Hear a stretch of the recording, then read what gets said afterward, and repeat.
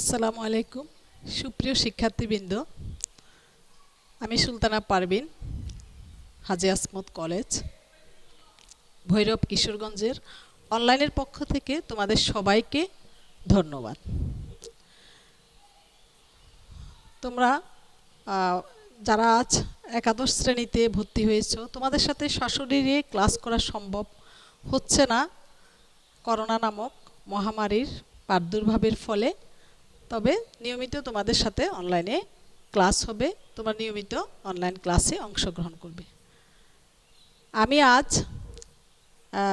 তোমাদের অর্থনীতি প্রথম পত্রের দ্বিতীয় অধ্যায় ভোক্তা ও উৎপাদকের আচরণ নিয়ে আলোচনা করব। তোমাদের অর্থনীতি প্রথম পত্রের দ্বিতীয় অধ্যায় ভোক্তা এবং উৎপাদকের আচরণ, আমাদের এখানে টপিকসটা লেখা আছে, এটা নিয়ে আমরা আলোচনা করব। আর ভালো কথা, তোমরা এই অর্থনীতি বিষয়টা, অর্থনীতির প্রথম পত্রের বই কিংবা বইয়ের নাম তোমাদের লিখে দিচ্ছি।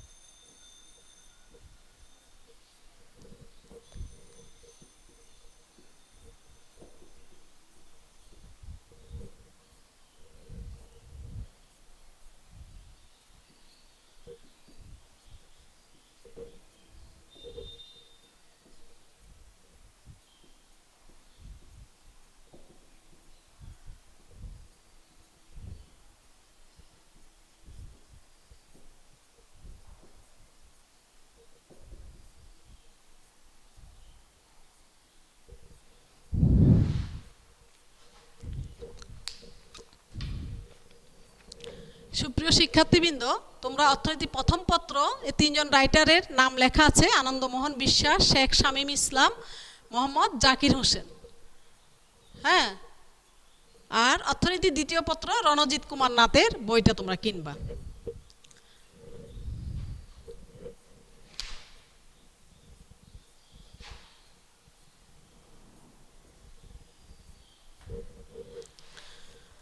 আর তোমাদের আমি আজকে যেটা পড়াবো টপিকসটা ভোক্তা এবং উৎপাদকের আচরণ, behaviour of consumer and producer. এখানে আমাদের এই চ্যাপ্টারটা ভোক্তা, আমাদের অর্থাৎ অর্থনীতিতে দুইটা সেক্টর আছে, একটা হচ্ছে ভোক্তা আর একটা হচ্ছে উৎপাদক। ভোক্তার কাছ থেকে আসে উপযোগ, অর্থাৎ ভোক্তা কোনো দ্রব্যের জন্য যে অভাব অনুভব করে সেটাই হচ্ছে তার উপযোগ। আর এরপরে উৎপাদকের কাছ থেকে আসে যোগান, অর্থাৎ উৎপাদক দ্রব্য সামগ্রী উৎপাদন করে সর্বাধিক মুনাফা অর্জন করে, তার কাছ থেকে যোগান আসে। আর ভোক্তার কাছ থেকে আসে চাহিদা, অর্থাৎ সে যখন কোনো দ্রব্য ক্রয় করার জন্য অভাব অনুভব করবে, উপযোগ আসবে, সেটাই হচ্ছে তার চাহিদা, অর্থাৎ উপযোগ থেকে ভোক্তার চাহিদার সৃষ্টি হয়। ভোক্তার কাছ থেকে আসে চাহিদা আর উৎপাদক যোগান দিয়ে থাকে। তাহলে আমরা এই চ্যাপ্টারে ভোক্তা এবং উৎপাদক একে অপরের উপরে নির্ভরশীল। এখন তাদের এই আচরণ পড়ানোর জন্য আমাদেরকে পড়তে হবে উপযোগ, যেটা ভোক্তার কাছ থেকে আসে। উপযোগ কি? উপযোগের শ্রেণী বিভাগ, উপযোগ ক্রমহ্রাসমান প্রান্তিক উপযোগ বিধি, আর এদিকে আসবে চাহিদা। হ্যাঁ, তারপরে চাহিদার স্থিতিস্থাপকতা, যোগান, যোগানের স্থিতিস্থাপকতা এবং চাহিদা ও যোগানের পারস্পরিক প্রভাবে কিভাবে ভারসাম্য দাম এবং পরিমাণ নির্ধারিত হয়, আমরা এই চ্যাপ্টারে সেই সম্পর্কে আলোচনা করব। তো প্রথমে আসা যাক, উপযোগ কি? উপযোগ হচ্ছে কোনো দ্রব্য এবং সেবার মধ্যে বিশেষ গুণ যেটা মানুষের অভাব পূরণ করে। সাধারণ কথা আমরা উপযোগ বলতে উপকারিতাকে বুঝাই, কিন্তু অর্থনীতিতে উপযোগ হচ্ছে কোনো দ্রব্য এবং সেবার বিশেষ গুণ যা মানুষের অভাব পূরণ করে, অর্থাৎ যে দ্রব্যগুলা আমাদের অভাব পূরণ করতে পারে সেগুলারই উপযোগ আছে আমরা ধরে নিব। যেমন পেন্সিল, কলম, খাতা, বেঞ্চ, আমরা যা যা ব্যবহার করি প্রত্যেকটা জিনিসের উপযোগ আছে বিধায় আমরা সেগুলা আমাদের অভাব পূরণ করার জন্য আমরা ব্যবহার করে থাকি। তাহলে উপযোগ কি আমরা সেই সম্পর্কে ধারণা লাভ করলাম। অধ্যাপক মার্শাল উপযোগে আমরা তোমাদের জন্য যে সিলেবাসে যে পরিমাণগত উপযোগ আছে সেটার ধারণা দিয়েছেন অধ্যাপক মার্শাল। উনি উপযোগকে সংখ্যার মাধ্যমে পরিমাপ করেছেন। তাহলে আমরা মার্শালের উপযোগই তোমাদেরকে পড়াবো। এরপরে হায়ার এডুকেশনের যেটা আছে সেটা হচ্ছে পর্যায়গত উপযোগ, যেটা হিগস, অ্যালেন প্রমুখ অর্থনীতিবিদরা দিয়েছেন।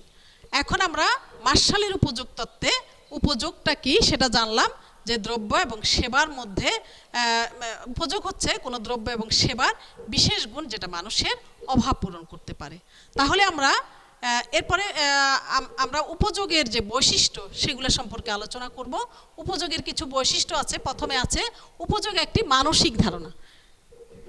2 নাম্বার হচ্ছে ভোগের মাধ্যমে উপযোগ প্রকাশ পায়। 3 নাম্বার উপযোগ সংখ্যার মাধ্যমে পরিমাপযোগ্য। 4 নাম্বার উপযোগ অর্থের মাধ্যমে পরিমাপযোগ্য।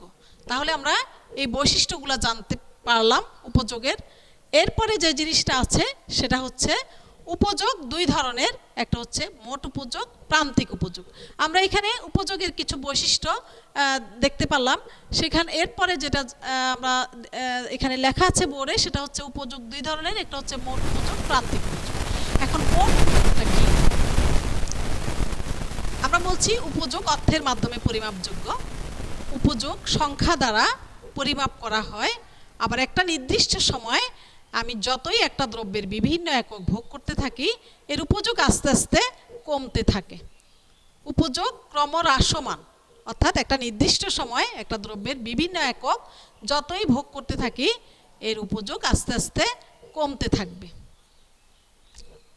তাহলে আমরা মোট উপযোগ যখন আলোচনা করব, মোট উপযোগটা হচ্ছে আমি একটা নির্দিষ্ট সময় একটা দ্রব্যের বিভিন্ন একক যখন ভোগ করতে চাই, এখন বিভিন্ন একক থেকে মোট যে পরিমাণে উপযোগ পাওয়া যায় সেটাকে বলে মোট উপযোগ। একটা নির্দিষ্ট সময় একটা দ্রব্যের বিভিন্ন একক ভোগ করে মোট যে পরিমাণ উপযোগ পাওয়া যায় সেটাকে বলে মোট উপযোগ। তাহলে মোট উপযোগটা আমরা সূত্রের মাধ্যমে লিখতে পারি। এই যে মোট উপযোগ সমান EU1 plus EU2 plus EU3, অর্থাৎ উপযোগ 1, উপযোগ 2, উপযোগ 3 যোগ করে অর্থাৎ আমরা নির্দিষ্ট সময় মোট উপযোগটা পাই। তাহলে আমি যদি একটা উদাহরণ দিই, যেমন আমি একটা নির্দিষ্ট সময় কমলা লেবু ভোগ করতে গেলাম। এখন কমলা লেবু 3টা ভোগ করব। প্রথম কমলা লেবু ভোগ করে আমি 10 একক উপযোগ পেলাম। আমরা বলছি আগেই উপযোগটা সংখ্যার মাধ্যমে পরিমাপ করা যায়, যেটা মার্শাল বলেছেন। তাহলে প্রথম কমলা লেবু ভোগ করে আমি 10 একক উপযোগ পেলাম। আর দ্বিতীয় কমলা লেবু ভোগ করে উপযোগটা আমরা বলছি কি আস্তে আস্তে কমতে থাকে। আমি যতই একটা নির্দিষ্ট দ্রব্যের বিভিন্ন একক ভোগ করতে থাকি এ থেকে প্রাপ্ত উপযোগ আস্তে আস্তে কমতে থাকবে। তাহলে দ্বিতীয় একক কমলার জন্য উপযোগ আমি আগের চেয়ে কম পাবো। প্রথম একক কমলা ভোগ করে আমি যদি 10 একক উপযোগ পাই, দ্বিতীয় একক কমলা থেকে আমি 8 একক উপযোগ পাবো। আর তৃতীয় একক কমলা ভোগ করে তার চেয়ে কম উপযোগ অর্থাৎ 6 একক উপযোগ পাওয়া যাবে। তাহলে আমাদের মোট উপযোগ হবে, তাহলে আমরা এই জিনিসটা আমাদের যে সূত্র আছে উপযোগ সমান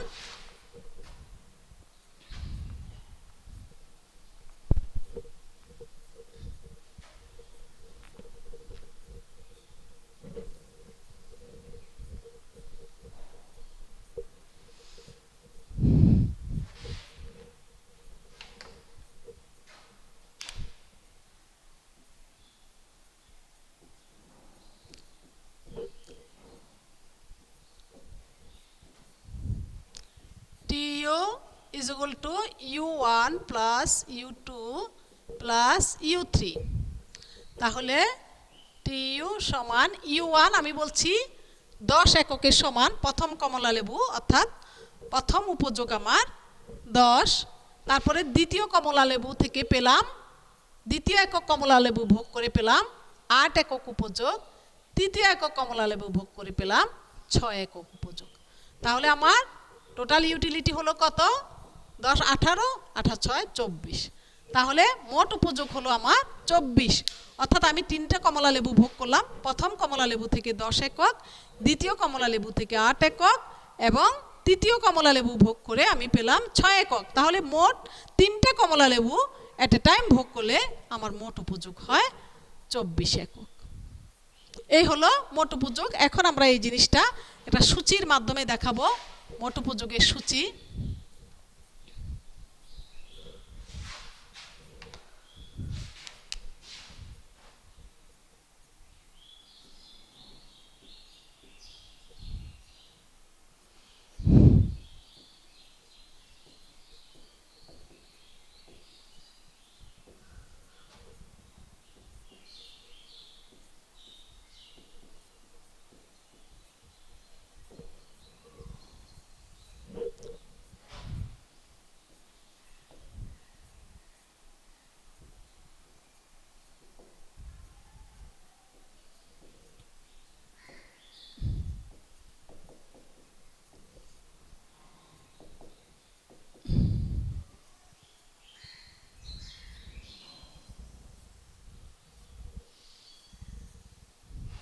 প্রথম একক কমলা লেবু ভোগ করে মোট উপযোগ পাওয়া যায় 10। দ্বিতীয় একক ভোগ করে, দুইটা ভোগ করে মোট উপযোগ পাওয়া যায় কত? 18। তারপরে হলো 24। তাহলে প্রথম একক ভোগ করে সে উপযোগ পায় 10, দুইটা ভোগ করে, 2 নাম্বারটা ভোগ করে সে মোট উপযোগ পায় 18। দ্বিতীয়টা ভোগ করে সে 8 একক উপযোগ পেল, আর দুইটা মোট ভোগ করে পায় মোট 18, 10 যোগ 8 18। আর তৃতীয় একক ভোগ করে, অর্থাৎ 3টে পর্যন্ত ভোগ করে সে মোট উপযোগ পায় 18-র সাথে তৃতীয় এককের জন্য সে 6 একক উপযোগ পায়। তাহলে 18-র সাথে 6 যোগ করলে হয় 24। তাহলে 3টা কমলা লেবু ভোগ করে সে মোট 24 টাকার সমান উপযোগ পায়, আর 2টা কমলা লেবু ভোগ করে 18 একক উপযোগ পায়। এখন এই জিনিসটা আমরা চিত্রের সাহায্যে দেখাবো। মোট উপযোগের ধারণাটি আমরা চিত্রের সাহায্যে দেখাবো।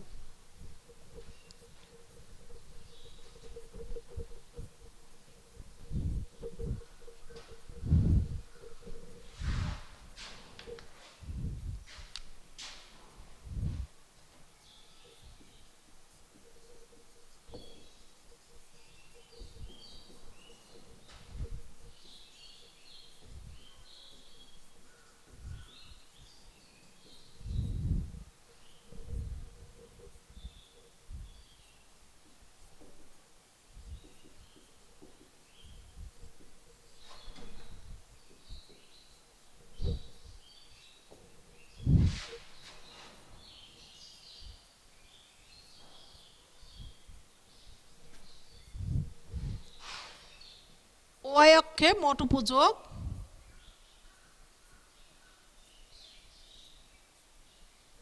ও এক্স অক্ষে ভোগের একক,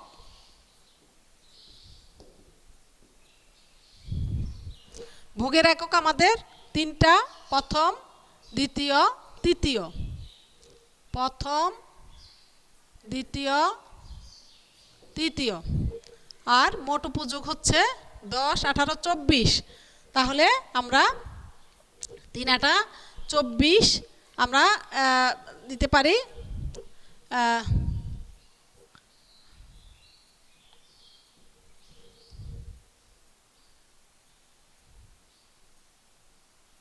24।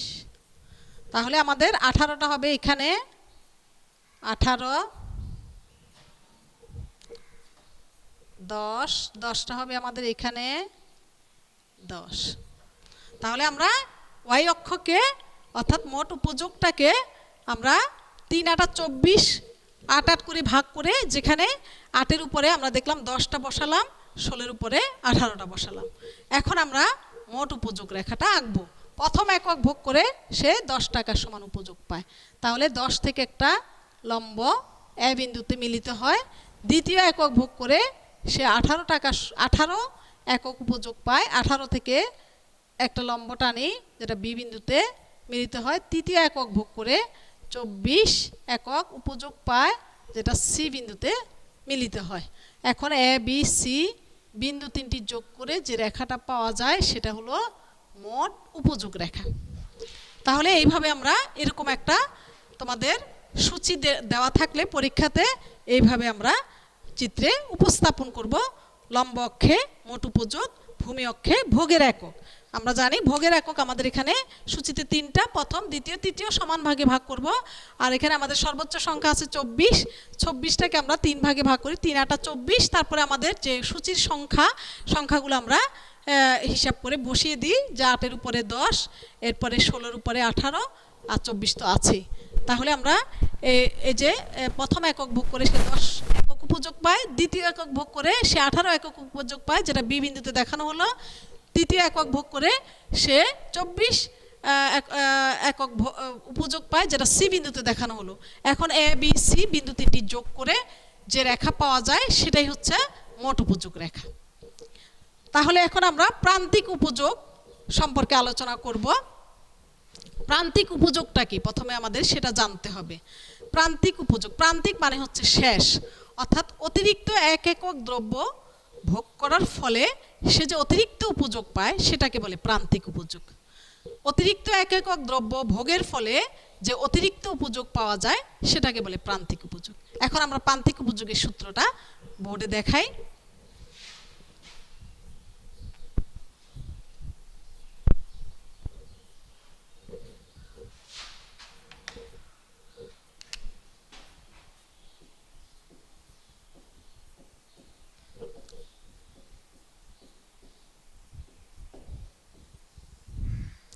Marginal utility is equal to delta TU delta Q, অর্থাৎ প্রান্তিক উপযোগ হচ্ছে মোট উপযোগের পরিবর্তন এবং ভোগের পরিবর্তন, এই দুইয়ের অনুপাত। মোট উপযোগের পরিবর্তন, ভোগের পরিবর্তন, এই দুইয়ের অনুপাতকে বলে প্রান্তিক উপযোগ।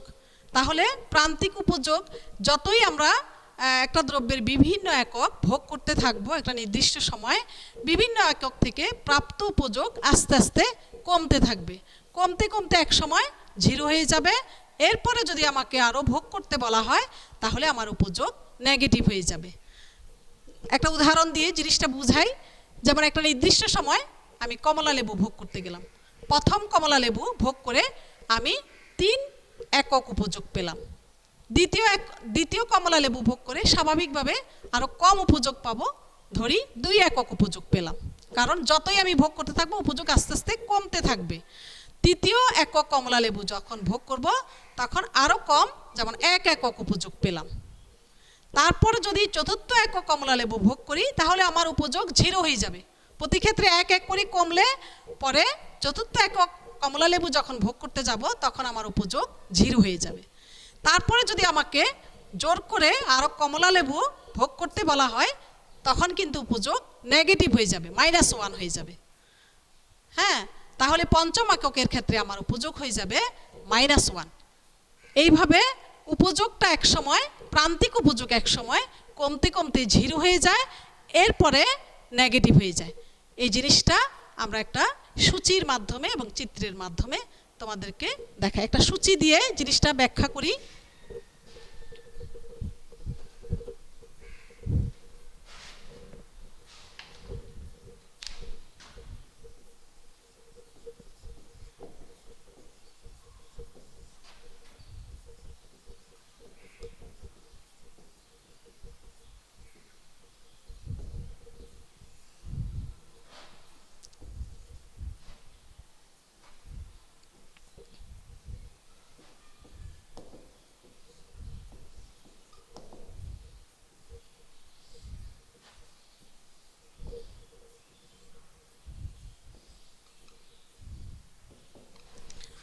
এই যে আমরা দেখছি সূচিতে যে প্রথম একক ভোগ করে সে 3 একক উপযোগ পায়, দ্বিতীয় একক ভোগ করে 2 একক, তৃতীয় একক ভোগ করে 1 একক, এরপরে চতুর্থ এককের ক্ষেত্রে সে শূন্য হয়ে যায় তার উপযোগ এবং পঞ্চম এককের ক্ষেত্রে তার উপযোগ নেগেটিভ হয়ে যায়।